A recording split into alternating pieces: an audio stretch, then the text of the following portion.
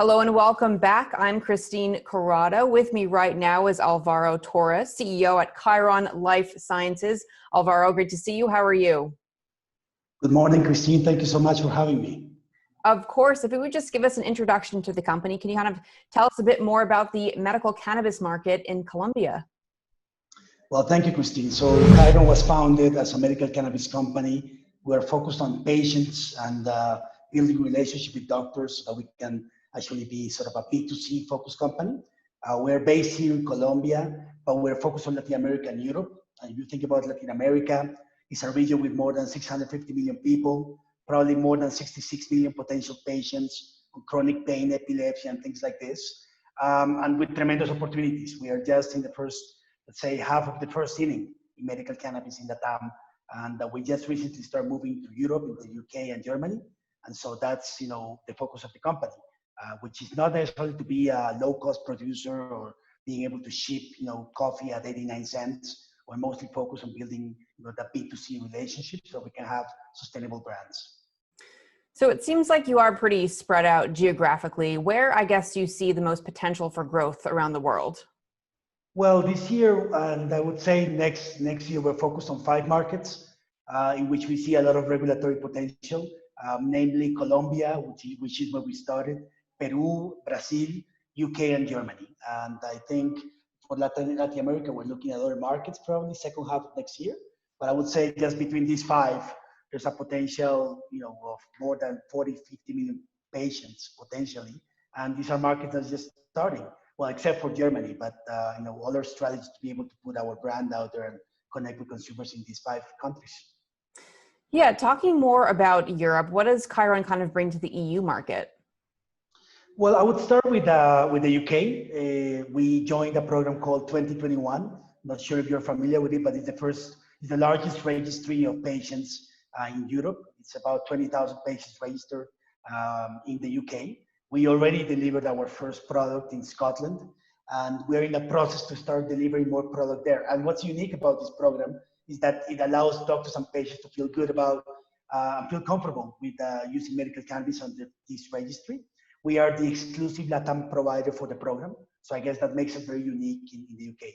And in terms of Germany, we have a very competent team of people there in Germany that understand the market very well. And we just signed a distribution deal with Nimbus, and we were applying to all of these countries. It's what makes us really unique. It's all this medical education that we've been developing for the last 3 years. Doctors all across the world are very captivated by the way that we actually do training, because it's also based on real evidence. And that's how you start building brands. That's how you start building those connections. That's what we're bringing to the table. And so far we're seeing lots of positive attitude from doctors and from patients on our program. So that's very positive. Yeah, we did see today's news that you are expanding your medical education platform to the UK. So maybe could you talk more about that? Well, for us from the beginning, we've taken a very sort of farm approach, if you like to call it like that, because, except Canada and the United States and maybe Germany now, medical cannabis is something very new. Doctors don't know much about it. They need to understand what the evidence is. We need to break barriers. We need to break the myths and the realities of cannabis. And so education plays a big role. And what really matters in education is evidence. And of course, the more patients we are having in Colombia, the more stories we can talk about how patients are improving their quality of life. And that starts to convince doctors. And the more you do this, and the more associations you have so that you can, let's say, have a very credible source of education, that starts bringing the barriers down for doctors. And those barriers are exponential. A doctor starts prescribing, the patients start doing well, then you have 3, 5, 10 doctors, but it's all based on the medical education. We cannot really underestimate how important it is because, the medical cannabis is really, really fairly new. So the more you can do that, the more doctors can convince, and that's how you really start building a demand in the market, and you start to see that in Germany. And so I think the rest of the countries are in Europe particularly, are gonna follow the same. And that's why we did this in the UK. It's very important for us to have a recognized name, brand associated with a top medical education program so that, we have credibility. Well, you mentioned Germany. We are seeing a spike in infections of the coronavirus in Germany and other parts of Europe like Spain. Maybe you can kind of talk about how Khiron has adapted during this pandemic. Well, the pandemic, I think, has affected all of us greatly. I think for us, we were able to start sales of medical cannabis the day before the Colombian government shut down the country. So that was, I guess, pretty lucky on one side. But on the other hand, you have to change the way you train doctors, the way you approach the patients. So we made a very big switch into telehealth. Now almost 18% of our patients in Colombia start with telehealth. We implemented a lot of issues so that we can do home delivery of medications. So you can actually come to Colombia, get online to our platform and get your prescription home without leaving your house. And this is particularly important when you're dealing with patients that are above 60, 65 years old, which are the population that most at risk. And in the rest of our operations, well, you have to adapt by being very agile. We also we have a line that's based on consumer packaged goods with CBD. And we also switched a lot to the e-platforms and tried to use the technology to our advantage. I think in Europe, with these cases going up and such, we're going to have to try to do the same approach. But if you don't embrace technology, it's going to be very hard to comply with what the requirements of COVID are going to be. I think the new normal, as it's called now, the low-touch economy, is here to stay. I think companies in cannabis and everything have to adapt. And that's what we've been doing in Colombia. It's been tough for us, 6 months, but when we started, it took us, let's say, 47 days to get to our first 100 prescriptions.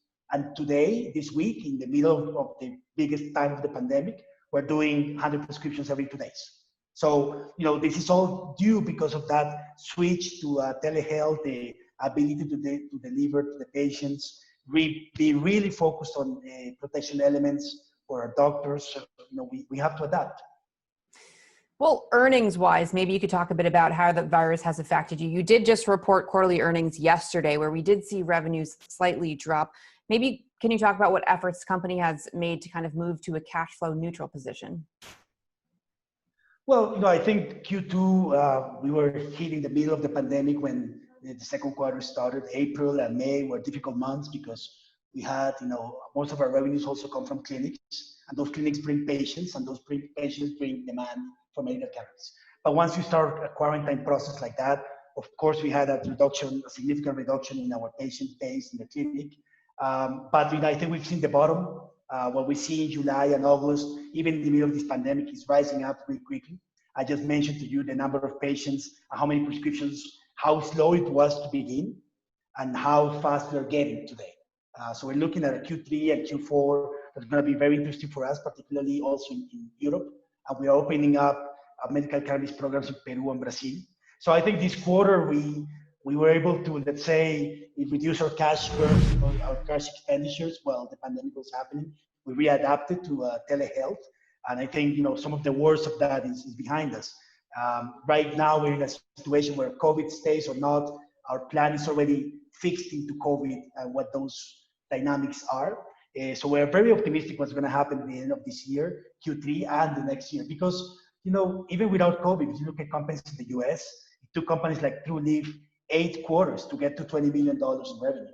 And in LATAM and in Colombia, medical cannabis just started 3 months ago in the middle of the pandemic.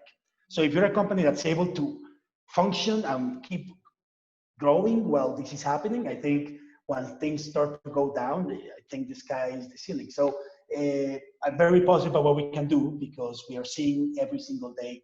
We have more doctors prescribing. Peru is starting very soon. We'll be in Brazil by the end of fourth quarter. Europe, even with what's happening in Europe, people have already gone through some of the part of the worst. So, I think the adaptation was difficult this second quarter for sure, but we adapted well, reduced our cash burn, and now we're in a position of having 100 prescriptions every 2 days. Very soon we'll do 100 a day, 200 in a day, and that's just growing exponentially. And we see the US case, and I see that applying here, except multiplied by 2 because we have 650 million people in Latam. So I'm very optimistic what's going to happen, and I think we were very disciplined this quarter, second quarter. That's good to hear. Well, we look forward to following your achievements, Alvaro. Thank you so much. Thank you, Christine. I appreciate it. Thank you for your time, and thank you for the opportunity to speak about the company. Thank you so much.